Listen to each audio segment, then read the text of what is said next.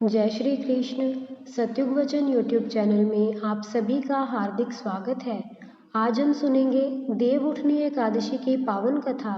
इसे प्रबोधिनी एकादशी भी कहा जाता है। यह दिन भक्ति, जागरण और नए शुभ आरंभ का प्रतीक माना जाता है। आइए अब इसके महत्व के बारे में जानते हैं।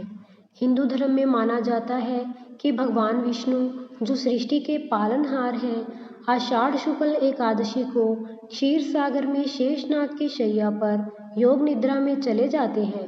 इस समय को चतुर्मास कहा जाता है। चतुर्मास यानी 4 महीने का विराम। इन 4 महीनों में प्रकृति शांत रहती है, साधु संत तपस्या करते हैं और गृहस्थ लोग व्रत, भजन और संयम का पालन करते हैं। जब कार्तिक शुक्ल एकादशी आती है, तब माना जाता है कि प्रभु जाग जाते हैं और अपने भक्तों की पुकार को स्वीकार करने लगते हैं। इसलिए इस दिन दीपक जलाना, तुलसी की पूजा करना और राम हरि नाम का जाप करना अत्यंत फलदायी माना जाता है। आइए अब इसकी कथा सुनते हैं। बहुत समय पहले एक अत्यंत पराक्रमी और दानी राजा हुए, राजा बलि। राजा बलि के राज्य में किसी को कोई दुख नहीं था, ना किसी को कोई भूख थी, ना ही कोई अन्याय होता था। उनका राज्य इतनी समृद्धि से भरा था कि देवता भी हैरान हो जाते थे। लेकिन धीरे धीरे राजा बलि की शक्ति तीनों लोकों में फैलने लगी थी। देवता चिंतित हो उठे, कहीं यह शक्ति उनके मन में अहंकार न ला दे। वे सभी भगवान विष्णु की शरण में पहुँचे। भगवान ने मुस्कुराते हुए वामन अवतार लेने का निर्णय लिया। एक छोटे, तेजस्वी, शांति और सौम्यता से भरे ब्राह्मण बालक का स्वरूप। एक दिन राजा बलि महायज्ञ कर रहे थे। चारों ओर वेद मंत्रों की ध्वनि, सुगंधित हवाएं और भक्ति का वातावरण था।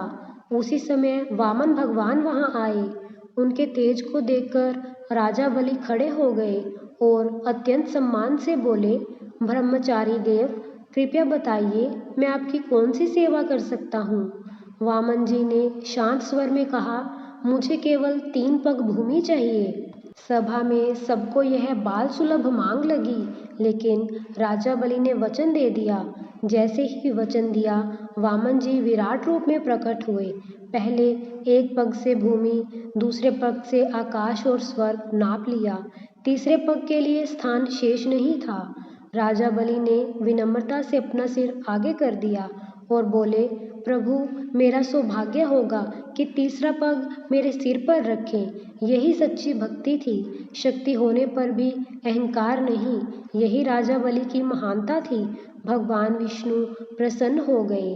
राजा बलि ने विनती की, प्रभु, बस इतना आशीर्वाद दें कि आप कभी कभी मेरे यहाँ अवश्य आएं।